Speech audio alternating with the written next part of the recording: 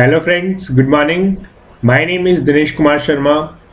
I welcome all of you at maths classes. They are one of the finest way to achieve success in competitive exams. अपनी percentage की 3 classes हो चुकी है. आज अपनी 4th class है. काफ़ी कंसेप्ट अपन क्लियर कर चुके. आज अपना परसेंटेज कंप्लीट हो जाएगा. अपन क्वेश्चन 35 तक सॉल्व कर चुके. आज अपन क्वेश्चन 36 से शुरू करते हैं. देखो क्वेश्चन 36. क्वेश्चन क्या कहता है? In a library 30% of books are in English.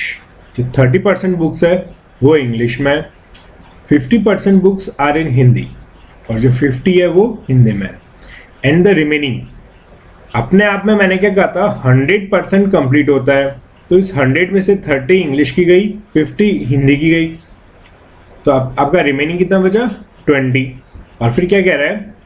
Remaining 500 are in other languages. ये जो रिमेनिंग है ये किस में है? अदर लैंग्वेजेस में. और ये किसकी इक्वल है? 500 की इक्वल है. तो आपका 20% क्या हो गया? 500. और यहां से 100% कितना हुआ? 5 इंटू 500 इक्वल्स टू 2500. आपके ये total number of books in library 2500. मैंने ये 5 से मल्टीप्लाई क्यों किया? देखो इस 20 को भी 5 से मल्टीप्लाई करोगे तो ही तो 100% आया. तो मैंने दोनों साइड 5 से मल्टीप्लाई किया.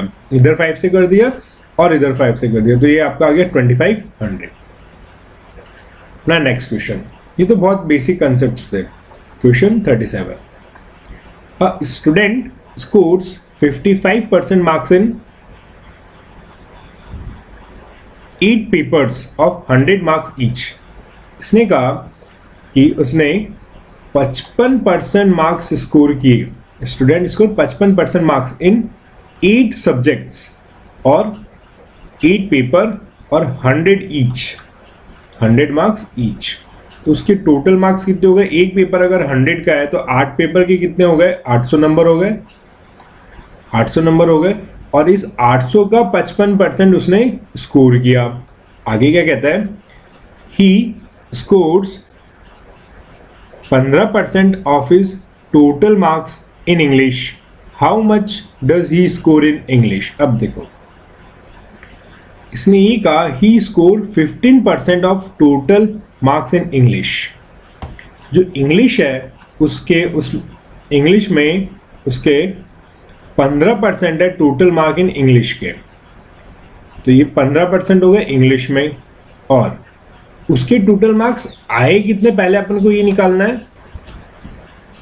वो ये कह रहा है कि ये जो इंग्लिश के 15% है, देखो क्वेश्चन में, देखो क्वेश्चन में वो कह रहा है he score 15% of his total mark. His total marks का मतलब है उसके जो 55% मार्क्स आए हैं उसका 15% इंग्लिश में आया हुआ है और फिर उसके इंग्लिश के मार्क्स पूछे गए.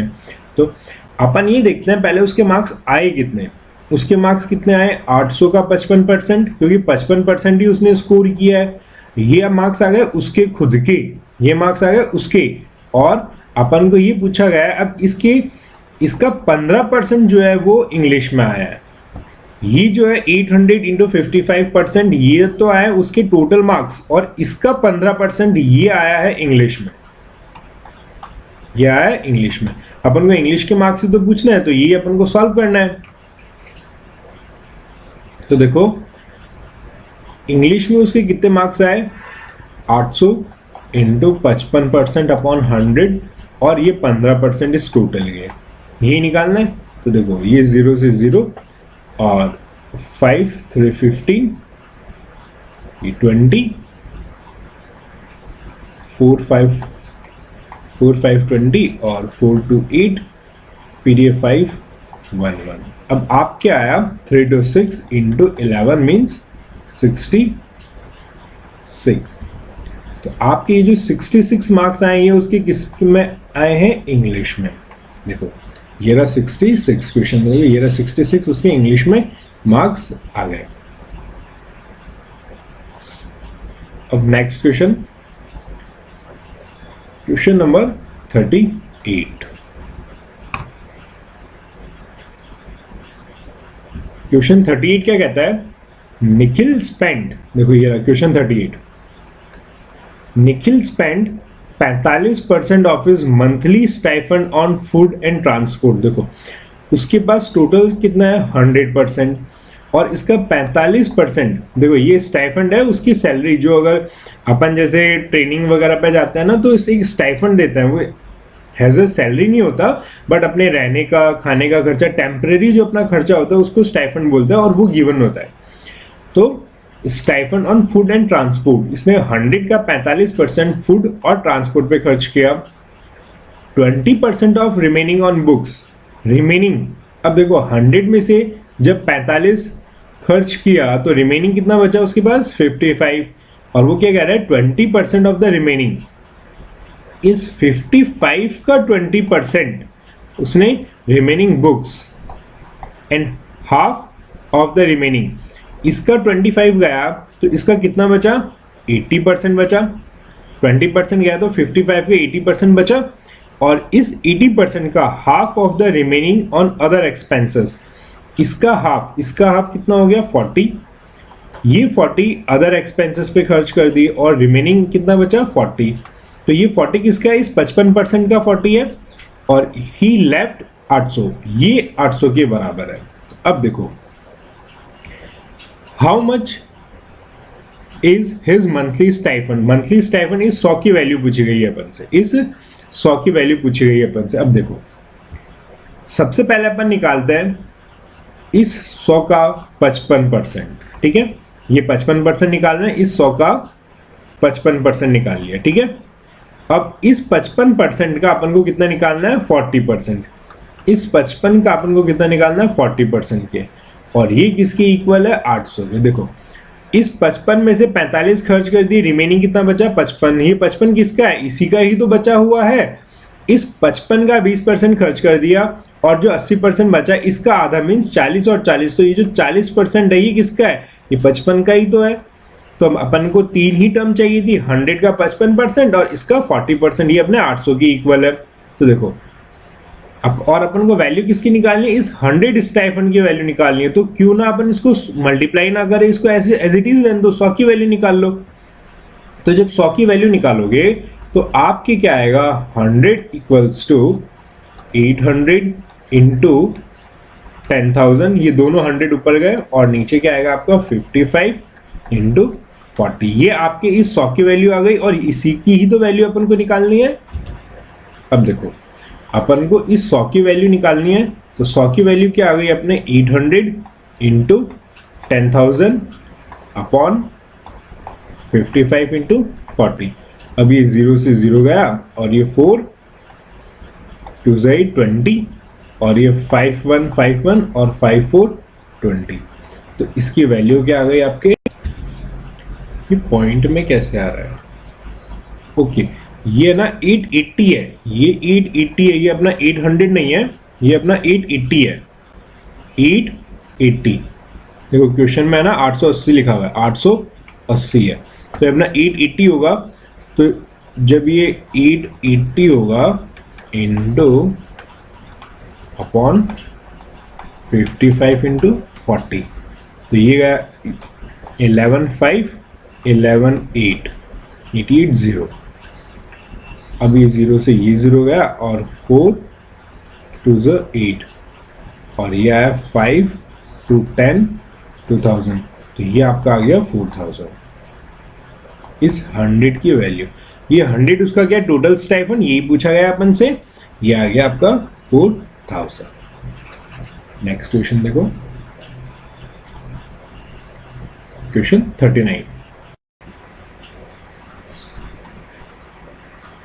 अब देखो 39 क्वेश्चन कह रहा है 65% of a number is more than its 36% by 58। देखो 65% किसी नंबर का उसके 36% से कितने ज़्यादा है 58 ज़्यादा है, 58 ज़्यादा है। तो देखो 65% of x minus 36% of x equals to 58, यही तो बोला है कि ये 65% उस नंबर का इस 36% के नंबर से 58 ज़्यादा है और 58 इसमें ऐड कर दिया तो दोनों इक्वल हो गए, बस वही मैंने किया है। तो 65 में से जब 36 गए, 5 में से 6,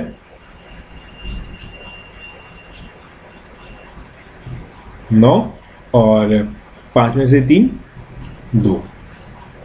29 of x equals to 58 into 100।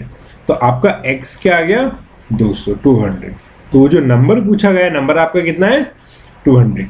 अपन से पूछा क्या गया what is 23% of that number. अब इसका भी 23% पूछा गया है, तो इसका 23% कितना हो जाएगा 46।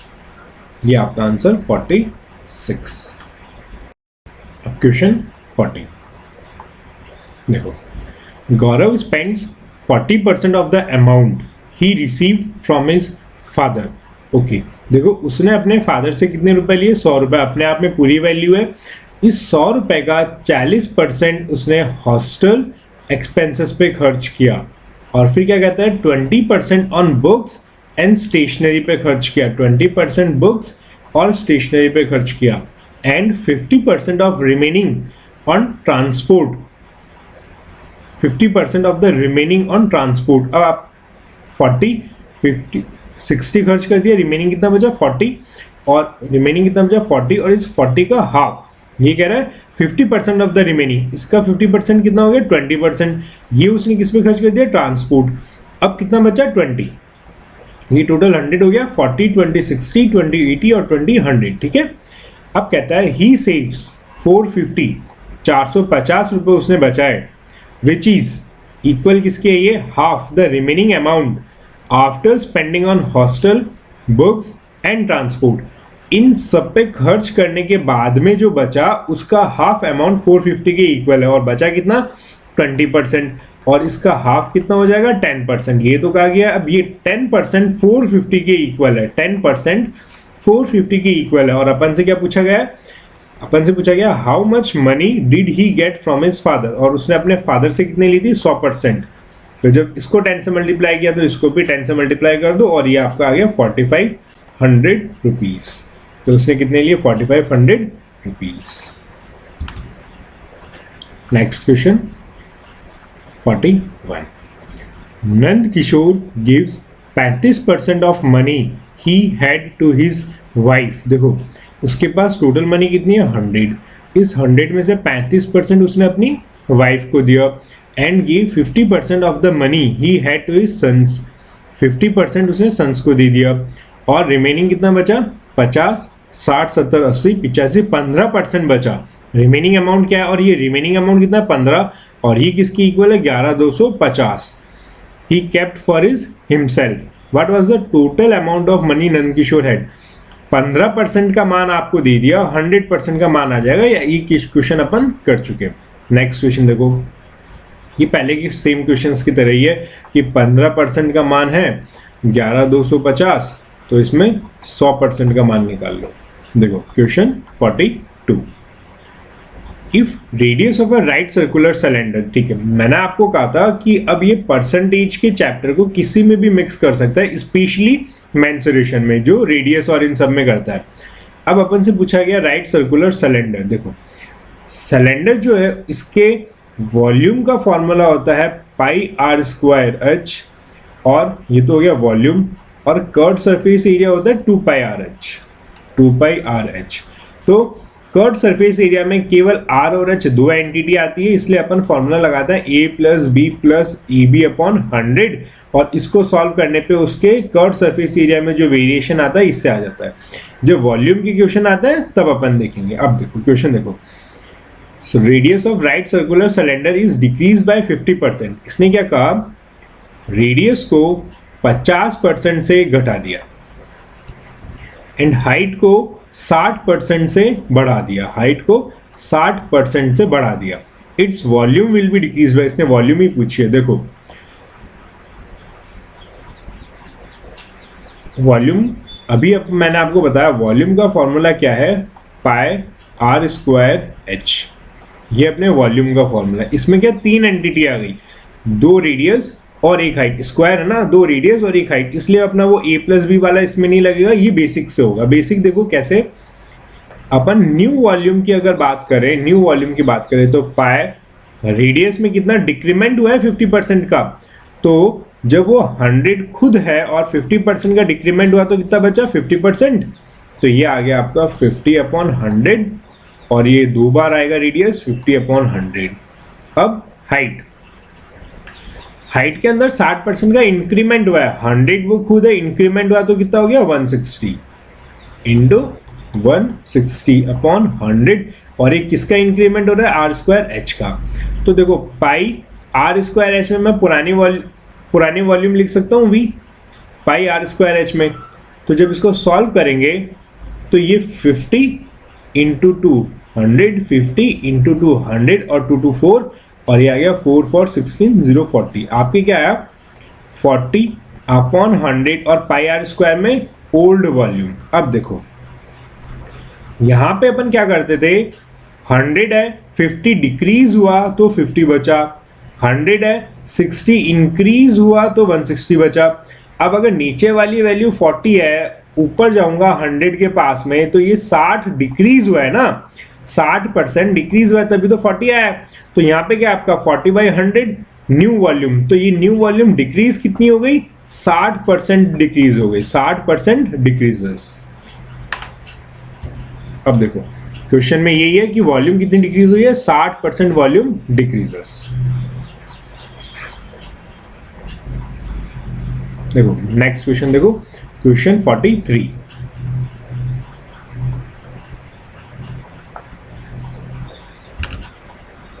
क्वेश्चन 43 क्या कहता है, in an examination 65% of student pass in mathematics. देखो ये अपना क्या है मैथमेटिक्स, इसमें कितने पास होगा 65%।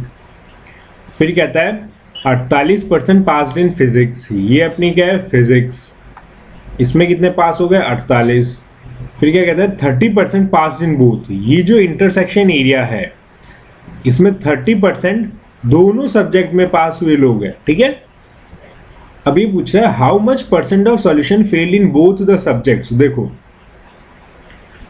ये जो 30% है ये आपका इस 65 में भी है और ये आपका फिजिक्स में भी है। ये कैसे है, 65% जो मैथ्स में पास हुए हैं उनमें से कुछ बच्चे ऐसे हैं जो फिजिक्स में भी पास हुए हैं, वो आ गए 30 के अंदर, तो ये 2 बार काउंट हो रहा है, तो क्यों ना अपन को इसको 1 बार काउंट करें। तो टोटल स्टूडेंट अपने कितने होते हैं 100, मैथ्स में कितने पास हुए 65, फिजिक्स में कितने पास हुए 48 और इन दोनों के अंदर 32 बार काउंट हो गया, तो 1 बार तो लेस करना है और 1 बार काउंट करना है। तो जो 1 बार लेस करना है वो 30 में से माइनस कर दो, तो आपका कितना बचा 48 में से 30 गया 18 और 65, 48 में से 13 गया 18 और ये 65 में ऐड हो गया 13 3 6 7 और 83।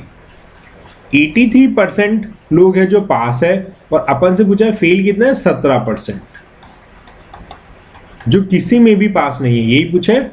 देखो how much percent of student fail in both the subjects, total subject 100 और ये आ गया पासिंग वाले, इनको माइनस किया तो अपना 17% आ गया जो स्टूडेंट फेल हो चुके हैं, ठीक है। नेक्स्ट क्वेश्चन देखते हैं,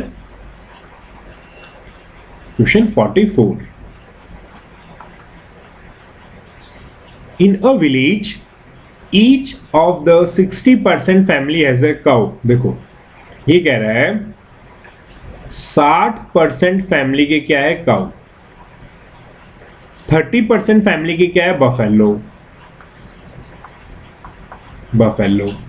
और 15% of family has both cow and buffalo. अब ये जो इंटरसेक्शन है इसके अंदर जो 15% फैमिली है उनके काउ भी है और बफेलो भी है, तो वही लास्ट क्वेश्चन की तरह ये 15 दोनों में इंक्लूडेड है।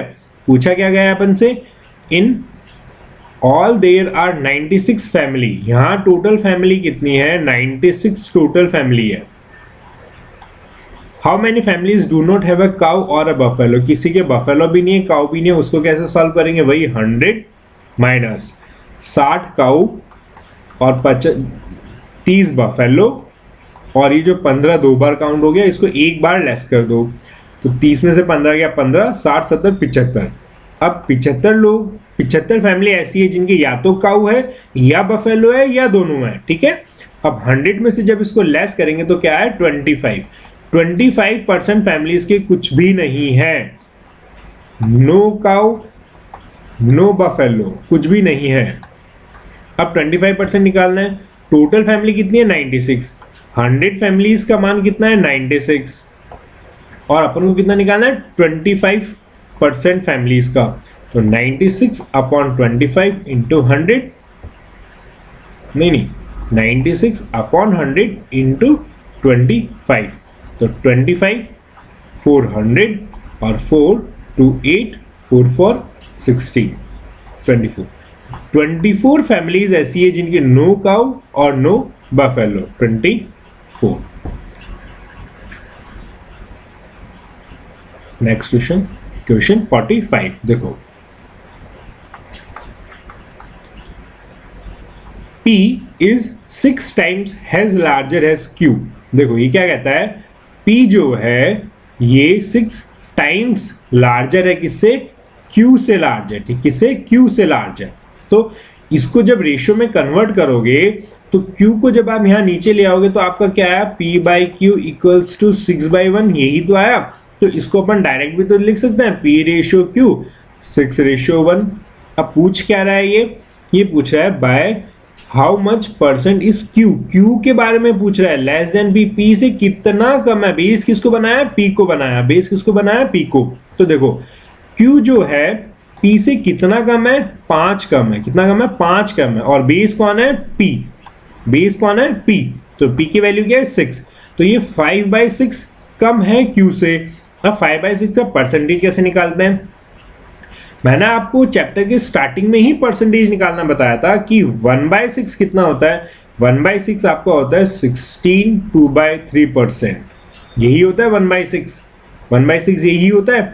और अगर मैं बात करूं 6/6 की 100%, यही होता है 6/6 100%। तो देखो सिंपल ये पूछ रहा है 5/6, या तो आप इसको 5 से मल्टीप्लाई करो तो ये 5/6 आ जाएगा, और इसको भी 5 से मल्टीप्लाई करो आपका आंसर आ जाएगा।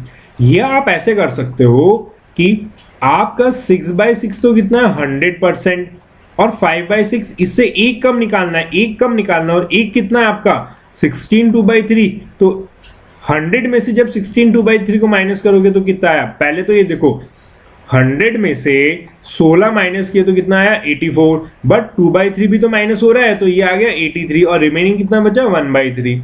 तो आपका क्या आ गया 83 1/3%। जब आप ज़्यादा से ज़्यादा कैलकुलेशन करोगे तो आपका ये कैलकुलेटिव पार्ट स्ट्रांग हो जाएगा।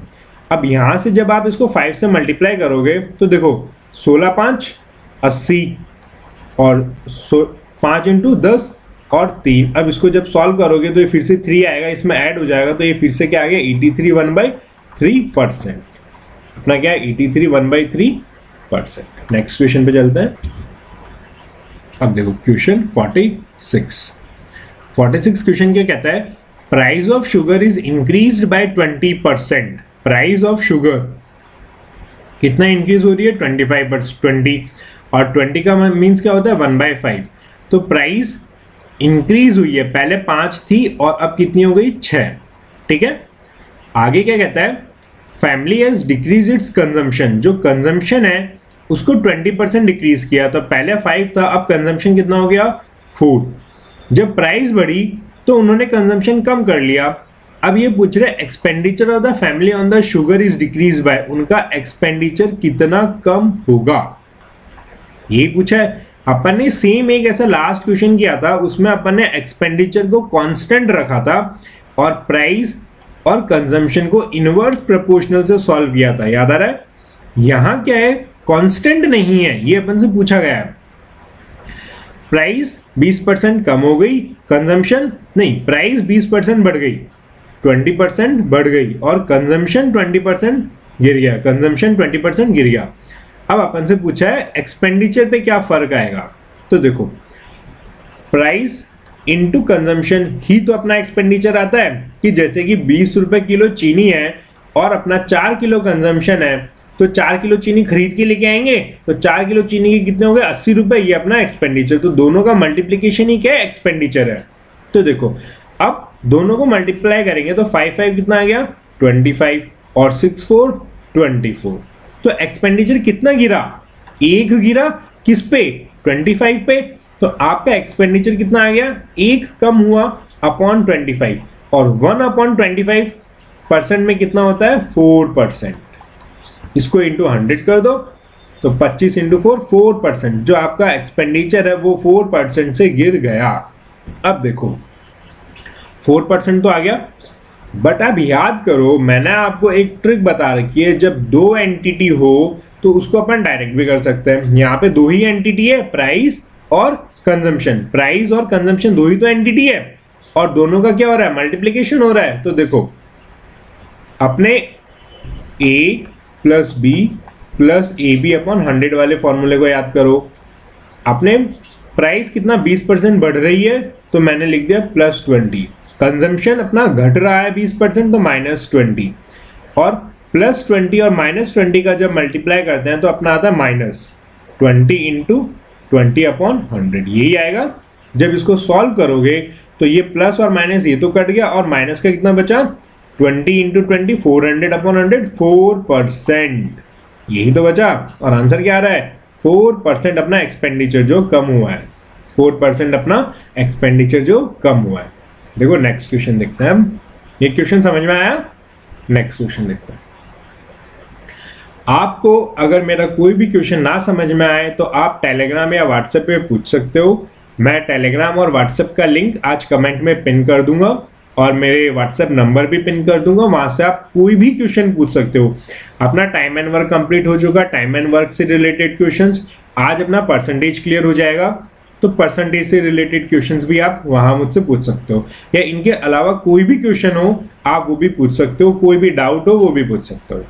देखो अब नेक्स्ट क्वेश्चन देखो, question 48।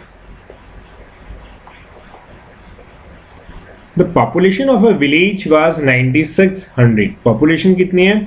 9600। In a year with the increase in population of males, males की पॉपुलेशन में कितना परसेंट आया? 8%। एंड फीमेल्स में कितना आया? 5% का इंक्रीमेंट आया। पॉपुलेशन ऑफ द विलेज, और जो न्यू पॉपुलेशन है वो कितनी है? 10272। और अपन से पूछा है what was the number of males in the village before increase. अपन से क्या पूछा है? Number of males before increase, यही तो पूछा है, बिफोर इंक्रीज। ठीक है, अब देखो इस क्वेश्चन को अपन दो तरीके से करेंगे, और दोनों मेथड बहुत बेस्ट मेथड्स है। दोनों पे कंसंट्रेशन से ध्यान देना। अपन कर रहे हैं मेथड 1। अब देखो अपने पास पहले कितनी फैमिली है, नहीं कितनी पॉपुलेशन है? 9600। अब अगर इसी 9600 में कुछ क्या है मेल और कुछ क्या है फीमेल, ठीक है। अगर मैं टोटल का 9600 टोटल का अगर 5% इंक्रीमेंट करूंगा, टोटल का 5% इंक्रीमेंट करूंगा, तो वो मेल और फीमेल में भी 5% का इंक्रीमेंट होगा। देखो मैं समझाता हूं। टोटल कितनी है? 9600। आप ऐसे मानो कि अपने पास है मेल 5000 और फीमेल 4600, यही तो है। जब आप टोटल का 5% इंक्रीमेंट करोगे टोटल का, तो इसमें भी इंक्रीमेंट हो रहा है 5% का, और इसमें भी इंक्रीमेंट हो रहा है 5% का। तो इन दोनों में तो 5% का इंक्रीमेंट हो गया ना। अगर टोटल में 5 का किया तो इन दोनों में 5% का इंक्रीमेंट हो गया। ठीक है, अब आगे देखो ये क्या कहता है कि जो मेल्स है उनमें तो 8% का इंक्रीमेंट है, और जो फीमेल्स है उनमें 5% का इंक्रीमेंट है।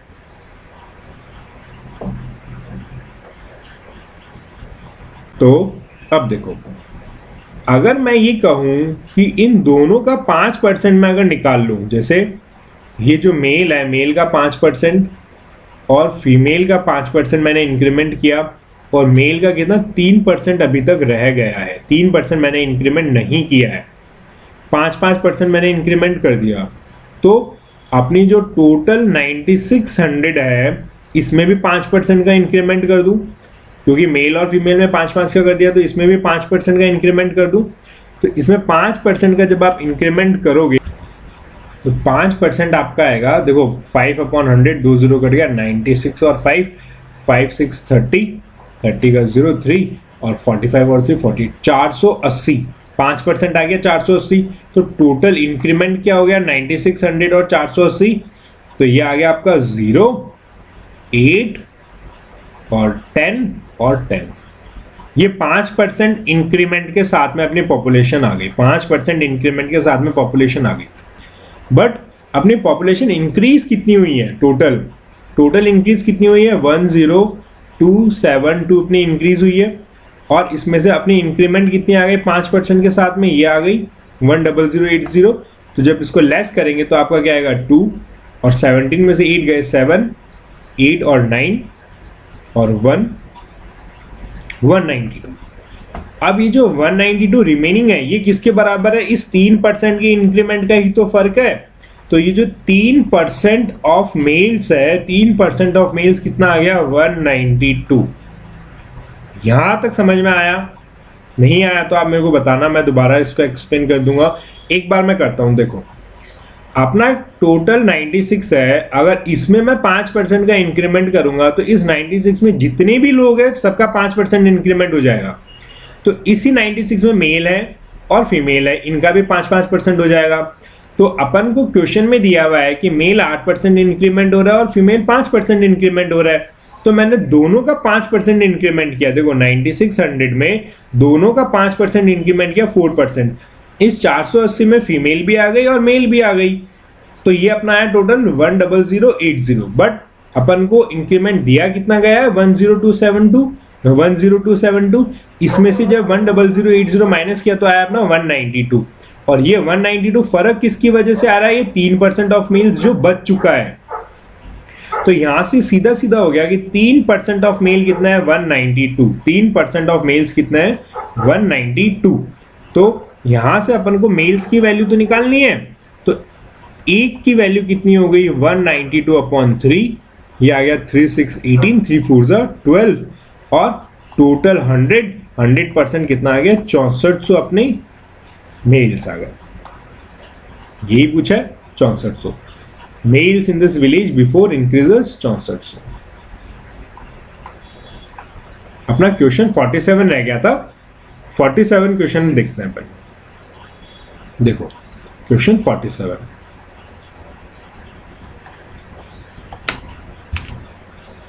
क्वेश्चन 47 क्या कहता है, if the income tax increase by 19% and net income is reduce by 1%, the rate of income tax is. ठीक है, अपन से देखो इसका एक फॉर्मूला होता है, जो आपकी नेट इनकम है वो क्या होती है gross income minus income tax, फिर जो आएगी वो आपकी होगी नेट इनकम। तो इस क्वेश्चन को मैं आपको एक बेसिक से बताऊंगा और एक ट्रिक से बताऊंगा, आपका बहुत जल्दी सॉल्व हो जाएगा। सबसे पहले तो आप देखो बेसिक। देखो अगर मानो कि आपकी ग्रॉस इनकम कितनी है 100 ग्रॉस इनकम है और इसमें से x आपने, ये आपकी क्या आ गई ग्रॉस इनकम और ये आपका क्या आ गया इनकम टैक्स, इसमें से आपने x पे कर दिया इनकम टैक्स को। तो आपकी जो नेट इनकम बची, नेट इनकम कितनी बची 100 माइनस x, यही तो बोल रहा है। अब क्वेश्चन में इसने अपन को ये नहीं कहा है कि ग्रॉस इनकम बढ़ी है, ग्रॉस इनकम तो आपकी उतनी ही है 100, ग्रॉस इनकम तो आपकी उतनी ही है 100। ठीक है, अब ये जो इनकम टैक्स की रेट है, देखो income tax is increased by 19%, ये रेट इंक्रीज नहीं कर रहा है, ये बोल रहा है इनकम टैक्स जो आपने दिया था, जैसे कि लास्ट टाइम अगर आपने 100 रुपए इनकम टैक्स दिया था तो इस बार वो 19% से बढ़ गया, तो आपको इस बार 119 रुपए देने पड़ेंगे। ये वो कह रहा है कि इनकम टैक्स जो दिया था वो बढ़ गया है, रेट नहीं। रेट तो अपन को निकालनी है। देखो the rate of income tax is, income tax की रेट तो निकालनी है, 19% रेट नहीं है। ये है कि लास्ट टाइम अगर आपने 1000 रुपए टैक्स पे किया था तो इस बार आप उसका 19% ज्यादा पे करोगे, ये वो क्वेश्चन है। ठीक है, तो इनकम टैक्स लास्ट टाइम आपने कितना पे किया था x, लास्ट टाइम कितना पे किया था x, अब इसका 19% ज्यादा पे करोगे इस बार। ठीक है, तो जब इसका 19% निकालोगे तो आपका आएगा 1.19, 19% निकाल के इसमें ऐड भी तो करोगे। जैसे 100 का 19 रुपए पे कर रहे हो तो 100 का 19% 19 तो आ गया, फिर इसमें ऐड भी तो किया भाई इस बार 119 दे रहे हो। 19%, x का 19% 0.19 और इसमें ऐड कर दिया 119। तो इस बार आपका इनकम टैक्स आपने कितना पे किया? आपने पे किया 100 माइनस 1.19x। ठीक है, अब ये आगे क्या कहता है? आगे कहता है कि इनकम टैक्स जो नेट इनकम है वो 1% से गिर गई। पहले आपकी नेट इनकम ये थी, अब ये जो नेट इनकम आई है ये 1% से गिर गई। मींस 1% से गिरने का मतलब है इसका 99% ही बचा है। तो अब आपके पास जो पुरानी इनकम है, जो आपके पास पुरानी इनकम है 100 माइनस x, इसका 99% ही तो है।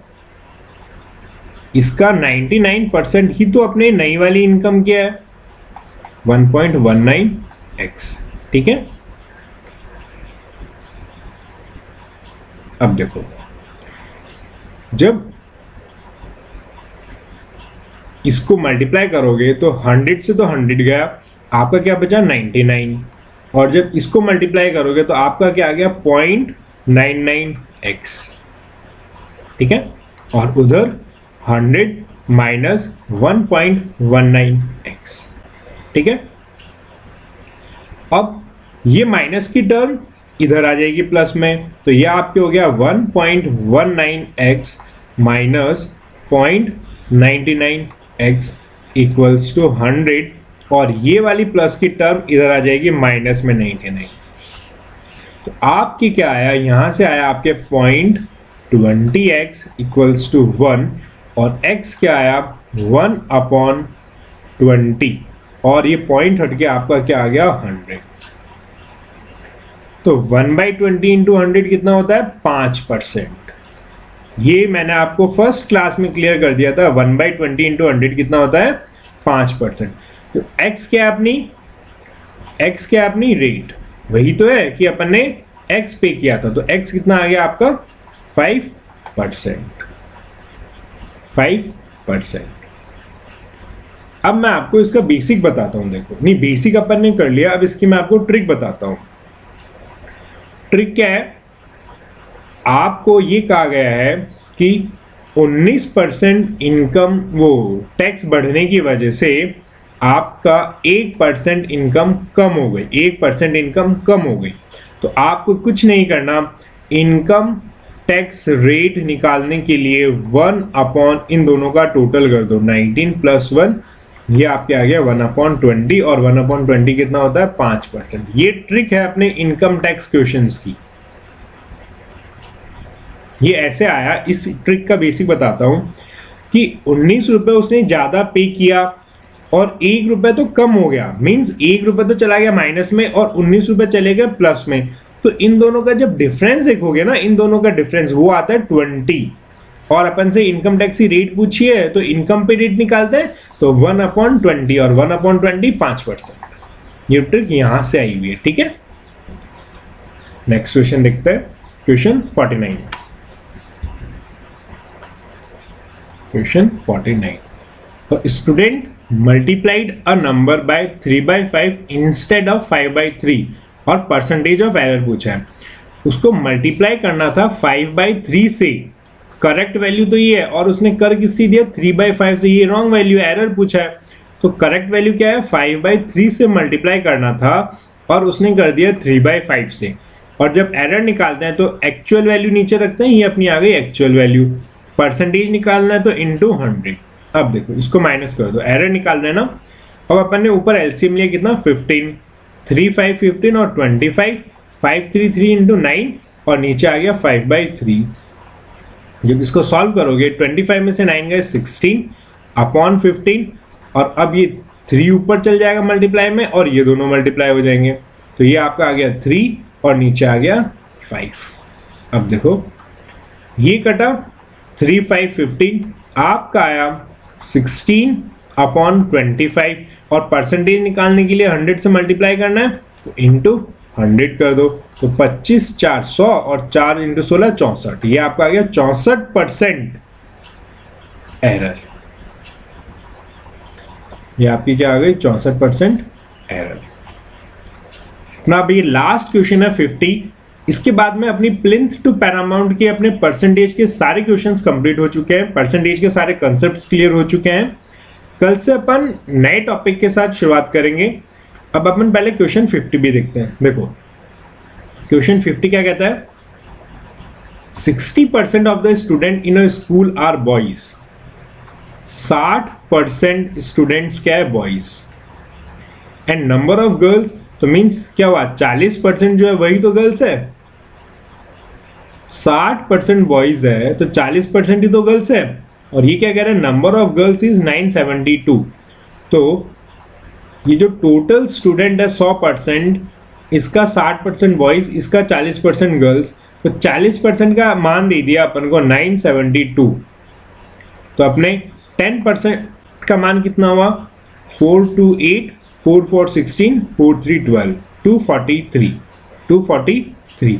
अब अपन से क्या पूछा है, how many boys are there in the school. Boys पूछा है, अपन को 10% की वैल्यू दी गई है 243, और अपन से पूछा है 60% की वैल्यू कितनी है। तो इसको मैं 6 से मल्टीप्लाई कर दूं इंटू 6, क्योंकि 10 को 6 से किया 60, इसको भी 6 से कर दो। 6 3 18 और 6 4 24, 8 25 और 6 2 12 और 13 14 1458 1458 क्या बॉयज।